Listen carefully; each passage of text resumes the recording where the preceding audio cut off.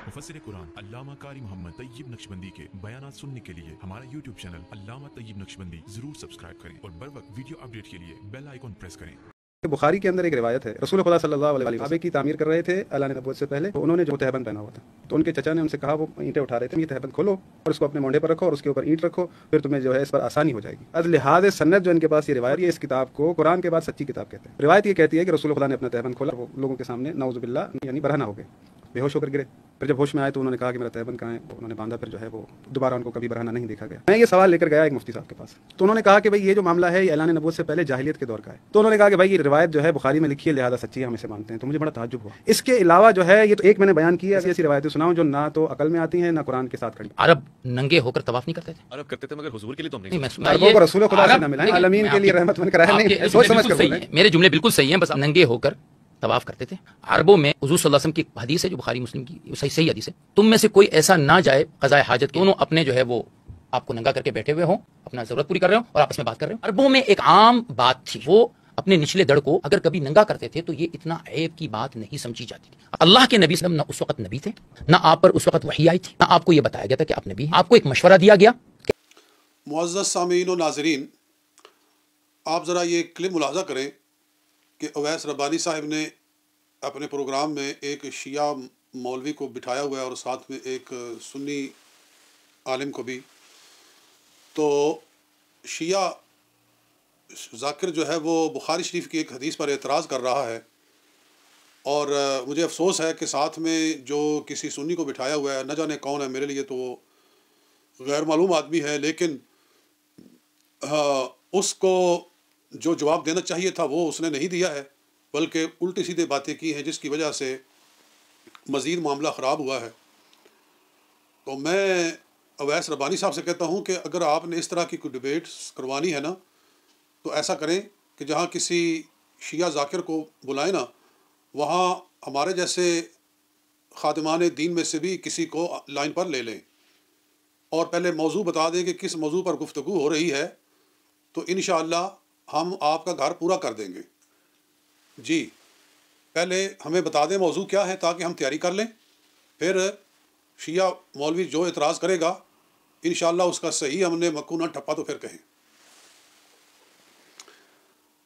तो वो हदीस क्या है जिस पर एतराज़ किया उन्होंने, वो ये है कि बुखारी शरीफ में किताबुस्सलात में हदीस है कि हज़रत जाबिर बिन अब्दुल्लाह रज़ी अल्लाह तआला अन्हु रिवायत करते हैं, और उन्होंने नबी पाक सल्लल्लाहु अलैहि वसल्लम से ये बात सुनी कि जब काबा शरीफ की तामीर हुई, ये ऐलान नबूवत से पहले की बातें हैं। तो कुरैश ने जब काबा शरीफ तामीर किया तो लोग पत्थर उठा कर ला रहे थे, नबी अकरम सल्लल्लाहु अलैहि वसल्लम भी पत्थर उठा कर ला रहे थे। तो आपके चचा हज़रत अब्बास ने आपसे कहा, यब्न अख़ी लौ हललत इज़ारक का फ़जअलत अला मन के बई का दून अल हिजारती, आप जो पत्थर उठाकर अपने कंधे पे रख कर ला रहे हैं तो आपके कंधे ज़ख्मी हो जाएंगे। आप अपना तहबंद जो है वो खोल के अपने कंधे पे रख ले ताकि पत्थर आपको ज़ख्मी ना करें। कहते हैं फ़हल्लहु, आपने इज़ार खोला, फ़जअलहु अला मिन कबही, उसको आपने अपने कंधों पे रख लिया, फ़सक़त मुग़शियन अलैहि, तो आप गश खा के ज़मीन पे गिर गए।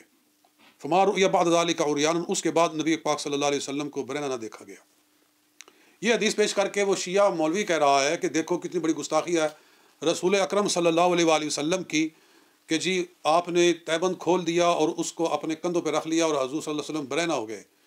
मुझे बताओ इस हदीस में कहाँ लिखा हुआ है कि रसूल पाक सल्लल्लाहु अलैहि वसल्लम बरहना हो गए? सही ये है कि रसूलुल्लाह सल्लल्लाहु अलैहि वसल्लम ने लंबा चोला पहना हुआ था जो कि अहले अरब पहनते हैं, उसके नीचे आपने अपना तहबंद बांधा हुआ था। आपने तहबंद जो है उतार कर कंधों पे रख लिया है, लेकिन इसके बावजूद हुज़ूर सल्लल्लाहु अलैहि वसल्लम बरहना नहीं हुए। हदीस में कोई लफ्ज़ है कि आप बरहना हुए तो मुझे दिखाओ, अगर नहीं है तो फिर तुम्हें झूठ बोलते हुए और बुखारी शरीफ पर नारवा एतराज़ करते हुए खुदा का खौफ करना चाहिए, अल्लाह से डरना चाहिए, जान देनी अल्लाह ताला को। आप झूठ बोलकर मुलम्मा साजी करके लोगों को धोखा नहीं दे सकते। अल्हम्दुलिल्लाह हमारे जैसे खादिमान इस्लाम मौजूद हैं और जवाब देने के लिए हाजिर हैं। ऐसा नहीं है कि नबी अकरम सल्लल्लाहु अलैहि वसल्लम बरहना के बाद जो अगले अल्फाज हैं, رؤیا بعد ذالک عریان، پھر اس کے بعد حضور صلی اللہ علیہ وسلم کو کبھی بریرہ نہ دیکھا گیا۔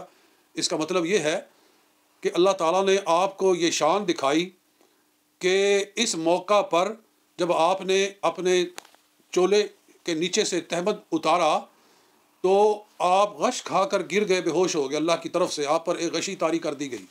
یہ آپ کے لیے ایک اللہ کی طرف سے انڈیکیشن تھا، ایک آپ کو یہ خبرداری تھی کہ آپ نے کبھی بھی اپنے آپ کو بے ستر نہیں کرنا ہے۔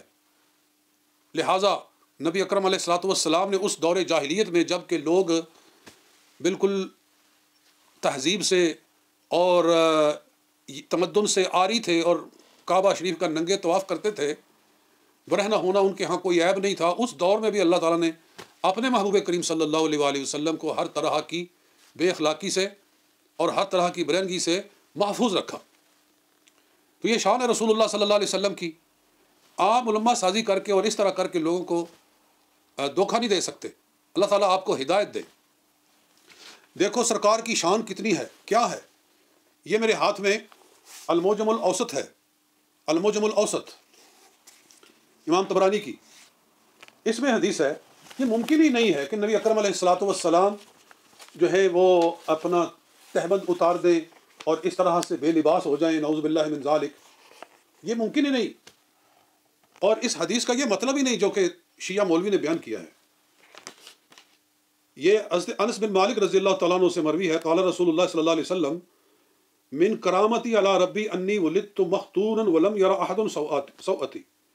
اللہ تعالیٰ کا مجھ پر یہ اکرام ہے، یہ اللہ تعالیٰ کا مجھ پر احسان ہے کہ مجھے اللہ تعالیٰ نے مختون پیدا کیا، ختنہ شدہ پیدا کیا۔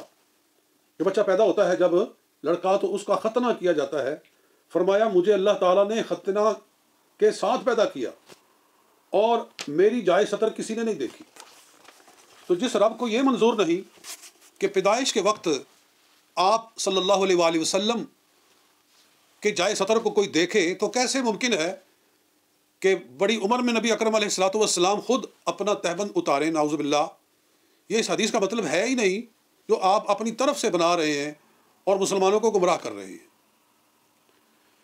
اور اپنی حالت ذرا دیکھو جی، بخاری شریف پر اعتراض کرنے سے پہلے ذرا اپنی ملا یحضر الفقی دیکھ لو، اپنی فروع کافی دیکھ لو جی، ذرا پہلے کافی پیو اور اس کے بعد ذرا اس کو بھی پڑھ کر ذرا اپنا بھی دیکھ لو چہرہ آئینے کے اندر کسی پر اعتراض کرنے سے پہلے جی۔ آپ کی حالت یہ ہے، یہ فروع کافی، اصول کافی، یہ آپ کی کتب اربع میں سے ہیں جن کو آپ اپنے مذہب میں سب سے زیادہ معتبر سمجھتے ہیں جی۔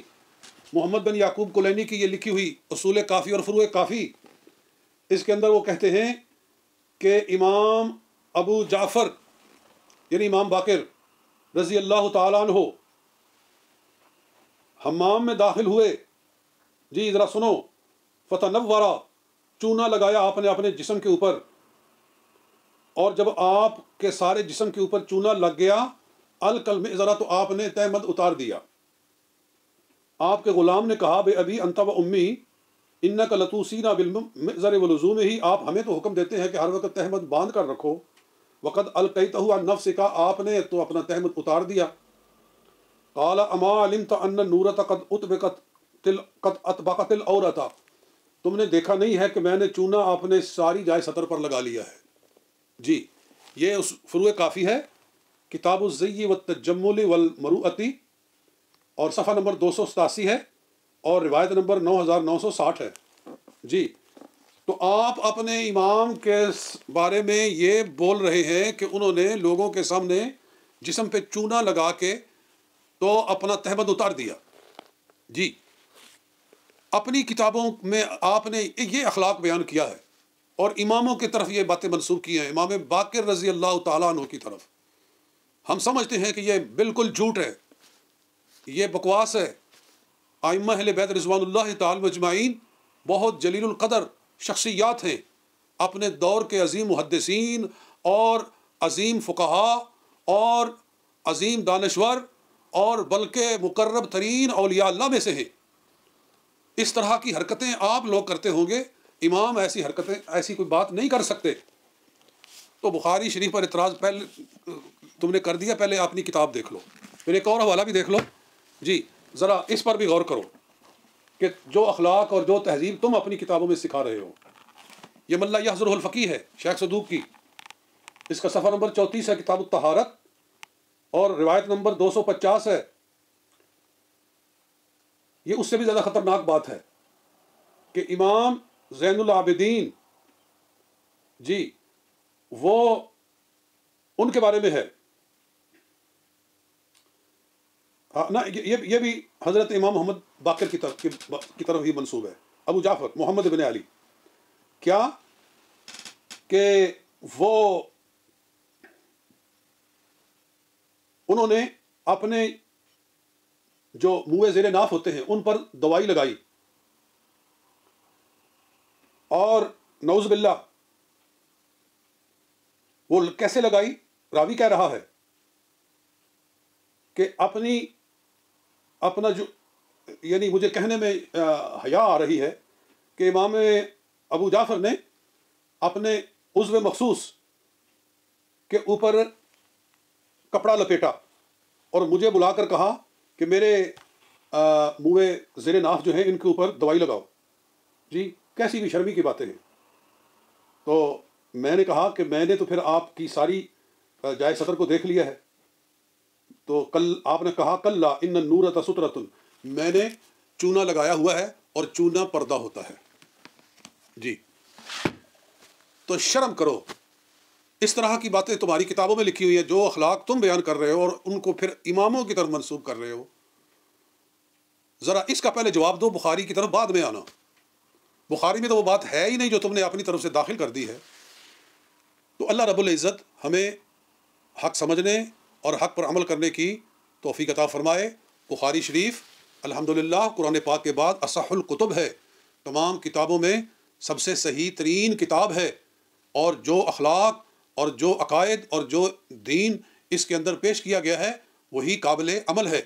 آپ جو بھی سوال کرنا چاہیں پہلے کسی سے تحقیق کر لیں، اس کے بعد پھر منہ کھولیں، اور ہمیں جب بھی کوئی ایسی بات نظر آئے گی تو ہم اس کا انشاءاللہ جواب دیں گے۔ اور ہم اویس ربانی صاحب سے کہتے ہیں کہ آپ اپنے پروگرام کے اندر ایسے لوگوں کو لایا کریں جو تحقیق سے بات کیا کریں۔ جی والسلام علیکم ورحمۃ اللہ وبرکاتہ۔